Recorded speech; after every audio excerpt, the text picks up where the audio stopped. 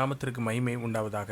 நீங்கள் ஒருவேளை மார்க்கெட் போனாலும் சரி, ஆன்லைனில் ஏதாவது பொருள் வாங்கினாலும் சரி, அங்கே ஒன்று வாங்கினால் இன்னொன்று கிடைக்கும் என்று சொல்லப்பட்டால் நாம் மிகவும் சந்தோஷப்படுகிறோம்.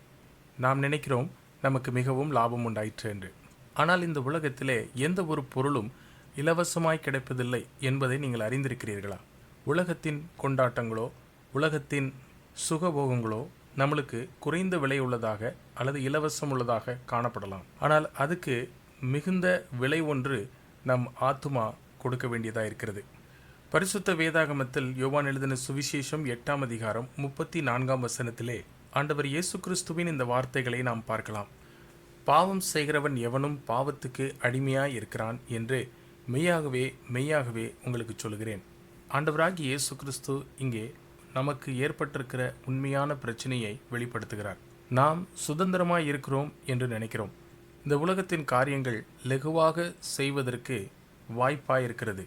ஆனால் இந்த எல்லா காரியத்திற்கும் மிக பெரிய ஒரு விலை நம் ஆத்துமாவுக்கு செலுத்த வேண்டியதாயிருக்கும். பரிசுத்த வேதாகமம் நமக்கு சொல்லுகிறது, பாவத்தின் சம்பளம் மரணம்.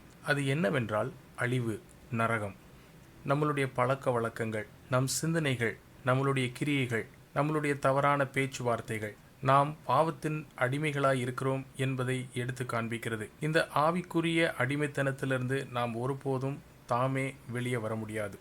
ஆகவே ரோமர் 6ஆம் அதிகாரம் 22ஆம் வசனத்திலே நாம் பார்க்கிறோம், இப்பொழுது நீங்கள் பாவத்தினின்று விடுதலையாக்கப்பட்டு தேவனுக்கு அடிமைகளானதினால் பரிசுத்தமாக்குதல் உங்களுக்கு கிடைக்கும் பலன், முடிவோ நித்திய ஜீவன். யோவான் எழுதின சுவிசேஷம் 3ஆம் அதிகாரம் 16ஆம் வசனத்தில் தேவனுடைய அதிசயமான அன்பை குறித்து வாசிக்கிறோம். அந்த அன்பின் நிமித்தமாக தம்முடைய ஒரே பேரான குமாரன் கர்த்தராகி இயேசு கிறிஸ்துவை இந்த உலகத்திற்கு தேவன் அனுப்பினார்.